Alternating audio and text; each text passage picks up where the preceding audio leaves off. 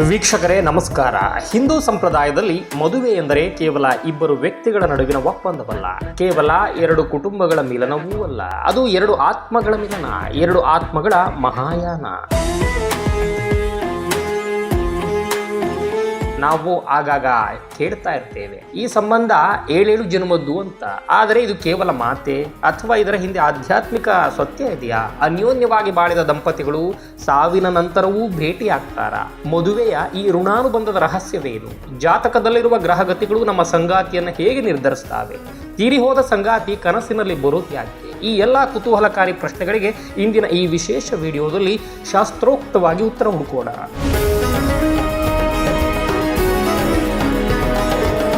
ವೀಕ್ಷಕರೇ, ಈ ಸಂಬಂಧ ಅನ್ನೋದೆಲ್ಲ ಬರೀ ಇದ್ದಾಗಲಷ್ಟೇನಾ? ಸತ್ತ ನಂತರವೂ ಆತ್ಮಗಳ ಭೇಟಿ ಸಾಧ್ಯವೇ ಅನ್ನೋ ಪ್ರಶ್ನೆ ಮೂಡಿದ್ರೆ, ಸನಾತನ ಧರ್ಮ ಹೇಳುವಂತೆ ಆತ್ಮಕ್ಕೆ ಸಾವಿಲ್ಲ, ದೇಹ ಮಾತ್ರ ನಶ್ವರ. ಗರುಡ ಪುರಾಣ ಮತ್ತು ಕಠೋಪನಿಷತ್ತಿನ ಸಾರಾಂಶದಂತೆ ಎರಡು ಆತ್ಮಗಳ ನಡುವೆ ತೀವ್ರವಾದ ಪ್ರೇಮ ಮತ್ತು ಆಸಕ್ತಿ ಇದ್ದರೆ ಅವು ತಮ್ಮ ವಾಸನೆಯ, ಅಂದರೆ ಈ ಹಿಂದಿನ ಸಂಸ್ಕಾರದ ಮೂಲಕ ಮತ್ತೆ ಒಂದನ್ನೊಂದು ಆಕರ್ಷಣೆ ಮಾಡ್ತಾವೆ. ಶ್ರಾದ್ದ ಕರ್ಮಗಳ ಮಹತ್ವವೇ ಇದು. ಸತ್ತ ವ್ಯಕ್ತಿ ಆತ್ಮಕ್ಕೆ ಶಾಂತಿ ಸಿಗಲಿ ಮತ್ತು ಅದು ತನ್ನ ಪ್ರಿಯರನ್ನ ಮತ್ತೆ ಗುರುತಿಸಲಿ ಅಂತ. ಪ್ರೀತಿ ಎನ್ನುವುದು ಒಂದು ಶಕ್ತಿ. ಅನ್ಯೋನ್ಯವಾಗಿ ಬದುಕಿದ ದಂಪತಿಗಳು ತಮ್ಮ ಸಂಕಲ್ಪ ಶಕ್ತಿಯಿಂದ ಮುಂದಿನ ಜನ್ಮದಲ್ಲೂ ಕೂಡ ಸಂಗಾತಿಗಳಾಗಿ ಅಥವಾ ಆತ್ಮೀಯರಾಗಿ ಹುಟ್ಟುವ ಸಾಧ್ಯತೆಗಳು ಹೆಚ್ಚಿರ್ತವೆ ಅಂತ ಶಾಸ್ತ್ರಗಳು ಹೇಳ್ತವೆ.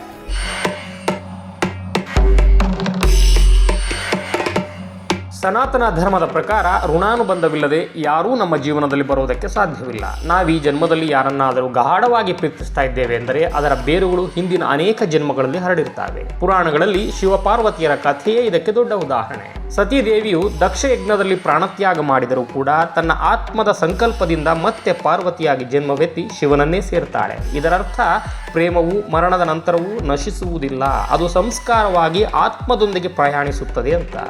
ದಕ್ಷಪುತ್ರಿ ಸತಿ ಮತ್ತು ಶಿವನ ಈ ಕತೆ ಆತ್ಮದ ಅಚಲ ಪ್ರೇಮ ಜನ್ಮದ ಗಡಿಯನ್ನು ದಾಟುತ್ತದೆ ಅನ್ನೋದಕ್ಕೆ ಅತ್ಯಂತ ದೊಡ್ಡ ಉದಾಹರಣೆ. ಭಗವಾನ್ ವಿಷ್ಣು ಭೂಮಿಯ ಮೇಲೆ ರಾಮನಾಗಿ ಅವತರಿಸಿದಾಗ ಲಕ್ಷ್ಮಿ ಸೀತೆಯಾಗ್ತಾಳೆ, ಕೃಷ್ಣನಾದಾಗ ಅವಳೇ ರುಕ್ಮಿಣಿಯಾಗ್ತಾಳೆ. ದೇವತೆಗಳ ಈ ಲೀಲೆಗಳು ನಮಗೆ ಕಲಿಸುವುದು ಒಂದೇ, ಶ್ರದ್ಧೆ ಮತ್ತು ನಿಷ್ಕಲ್ಮಶ ಪ್ರೇಮವಿದ್ದರೆ ಸಂಬಂಧವು ಒಂದು ಜನ್ಮಕ್ಕೆ ಸೀಮಿತವಾಗುವುದಿಲ್ಲ ಅಂತ.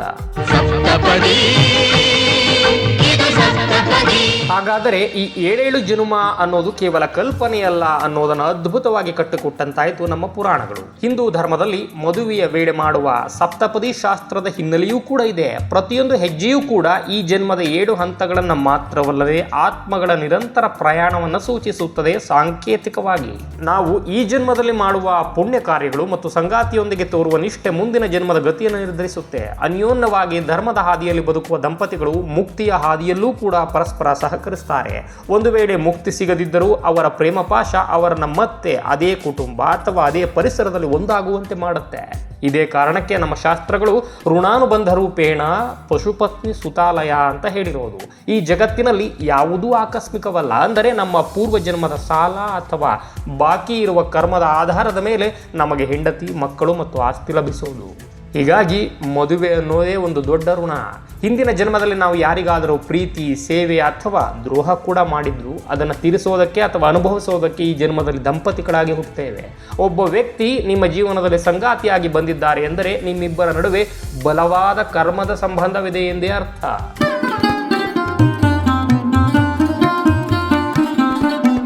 ಜ್ಯೋತಿಷ್ಯ ಶಾಸ್ತ್ರದಲ್ಲಿ ಜನ್ಮಕುಂಡಲಿಯ 7ನೇ ಮನೆಯನ್ನು ಕಳತ್ರ ಸ್ಥಾನ ಅನ್ನಲಾಗುತ್ತೆ. ಈ ಮನೆಯು ನಿಮಗೆ ಎಂತಹ ಸಂಗಾತಿ ಸಿಗ್ತಾರೆ ಅನ್ನೋದನ್ನು ಮಾತ್ರವಲ್ಲ, ಅವರು ಯಾವ ಕರ್ಮದ ಫಲವಾಗಿ ಬಂದಿದ್ದಾರೆ ಅನ್ನೋದನ್ನು ಕೂಡ ತಿಳಿಸುತ್ತೆ. 7ನೇ ಮನೆಯಲ್ಲಿ ಶುಭ ಗ್ರಹಗಳಿದ್ದರೆ ಹಿಂದಿನ ಜನ್ಮದ ಪುಣ್ಯದ ಫಲವಾಗಿ ಸುಖಿ ದಾಂಪತ್ಯ ಲಭಿಸುತ್ತೆ. ಈ ಮನೆಯು ಕರ್ಮದ ಆಧಾರದ ಮೇಲೆ ನಾವು ತೀರಿಸಬೇಕಾದ ಋಣದ ರೂಪವನ್ನೂ ತೋರಿಸುತ್ತೆ. ಸಂಗಾತಿಯ ರೂಪದಲ್ಲಿ ಬರುವ ವ್ಯಕ್ತಿ ನಮ್ಮ ಹಿಂದಿನ ಜನ್ಮದ ಬಾಕಿ ಉಳಿದ ಕರ್ಮಗಳನ್ನು ಪೂರ್ಣಗೊಳಿಸುವುದಕ್ಕೆ ಬಂದಿರ್ತಾರೆ.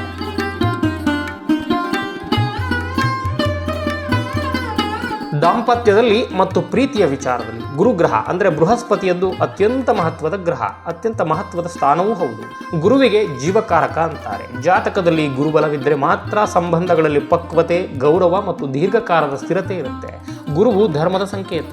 ಅನ್ಯೋನ್ಯವಾಗಿ ಬದುಕುವ ದಂಪತಿಗಳ ಮೇಲೆ ಗುರುವಿನ ಅನುಗ್ರಹವಿರುತ್ತೆ. ಇದು ಅವರ ಸಂಬಂಧವನ್ನು ಕೇವಲ ದೈಹಿಕ ಆಕರ್ಷಣೆಯಾಗಿ ಉಳಿಸದೆ ಆಧ್ಯಾತ್ಮಿಕ ಉನ್ನತಿಯತ್ತ ಕೊಂಡೊಯ್ಯುತ್ತೆ. ಹಿಂದಿನ ಜನ್ಮದ ಸಂಬಂಧಗಳ ಪುನರ್ಮಿಲನದಲ್ಲಿ ರಾಹು ಮತ್ತು ಕೇತುಗಳು ಕೂಡ ಪ್ರಮುಖ ಪಾತ್ರವನ್ನು ವಹಿಸುತ್ತಾರೆ. ರಾಹು ಪೂರೈಸದ ಇಚ್ಛೆಗಳ ಸಂಕೇತವಾದರೆ ಕೇತುವು ಬಿಟ್ಟು ಹೋದ ಕೊಂಡಿ ಅಥವಾ ಮೋಕ್ಷದ ಸಂಕೇತ. ಯಾರ ಜಾತಕದಲ್ಲಿ ರಾಹು ಅಥವಾ ಕೇತು 7ನೇ ಮನೆಗೆ ಸಂಬಂಧಿಸಿರ್ತಾರೋ ಅವರು ಅನಿರೀಕ್ಷಿತವಾಗಿ ಅಥವಾ ವಿಧಿಯ ಆಟದಂತೆ ಭೇಟಿಯಾಗ್ತಾರೆ. ಹಿಂದಿನ ಜನ್ಮದ ಬಾಕಿ ವ್ಯವಹಾರಗಳನ್ನು ಮುಗಿಸೋದಕ್ಕೆ ನಡೆಯುವ ಮುಖಾಮುಖಿಯಾಗಿರುತ್ತದೆ ಇಂಥದ್ದೊಂದು ಸಂಬಂಧ. ಇನ್ನು ಸತ್ತು ಹೋದ ಸಂಗಾತಿ ಕನಸಿನಲ್ಲಿ ಕಾಣಿಸಿಕೊಳ್ಳುವುದಕ್ಕೆ ಅನ್ನೋದಕ್ಕೂ ಕೂಡ ಉತ್ತರ ಹೇಳಿವೆ ನಮ್ಮ ಶಾಸ್ತ್ರಗಳು. ಶಾಸ್ತ್ರಗಳ ಪ್ರಕಾರ ಆತ್ಮವು ದೇಹವನ್ನು ಬಿಟ್ಟರೂ ಕೂಡ ಮನಸ್ಸಿನ ಭಾವನೆಗಳು ತಕ್ಷಣ ಅಳಿಯೋದಿಲ್ಲ. ಅತೀವ ಪ್ರೀತಿ ಇದ್ದಾಗ ಉಳಿದುಕೊಂಡ ಸಂಗಾತಿಗೆ ಧೈರ್ಯ ತುಂಬುವುದಕ್ಕೆ ಅಥವಾ ಮುಂಬರುವ ಸಂಕಷ್ಟದ ಬಗ್ಗೆ ಮುನ್ಸೂಚನೆಯನ್ನು ಕೊಡುವುದಕ್ಕೆ ಆತ್ಮಗಳು ಕನಸಿನಲ್ಲಿ ಬರ್ತಾವೆ ಅನ್ನೋದು ನಂಬಿಕೆ.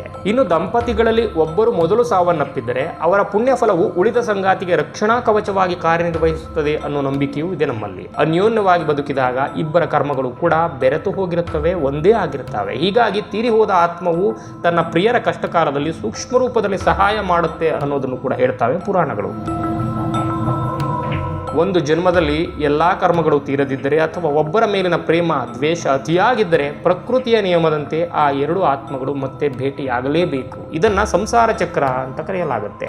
ಈ ಜನ್ಮದ ಅನ್ಯೋನ್ಯತೆ ಮುಂದಿನ ಜನ್ಮಕ್ಕೆ ಸುಂದರ ಅಡಿಪಾಯವಾಗುತ್ತೆ. ಅದಕ್ಕಾಗಿಯೇ ಶಾಸ್ತ್ರಗಳು ಹೇಳ್ತಾವೆ, ನಿಮ್ಮ ಸಂಗಾತಿಯನ್ನು ದೈವದಂತೆ ಕಂಡು ಪ್ರೀತಿಯಿಂದ ಬಾಳಿ. ಏಕೆಂದರೆ ಇದು ಕೇವಲ 100 ವರ್ಷಗಳ ಸಂಬಂಧವಲ್ಲ, ಸಾವಿರಾರು ವರ್ಷಗಳ ಪಯಣ.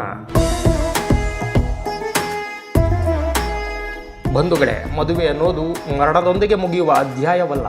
ಅದು ಆತ್ಮದಿಂದ ಆತ್ಮಕ್ಕೆ ಹರಿಯುವ ನಿರಂತರ ಪ್ರೇಮದ ಧಾರೆ. ಶ್ರದ್ಧೆ, ನಿಷ್ಠೆ ಮತ್ತು ಪ್ರೀತಿಯಿಂದ ಬದುಕುವ ಪ್ರತಿ ದಂಪತಿಗೂ ಈ ವಿಶ್ವವು ಮತ್ತೆ ಒಂದಾಗುವ ಅವಕಾಶವನ್ನು ನೀಡಿಯೇ ನೀಡುತ್ತೆ.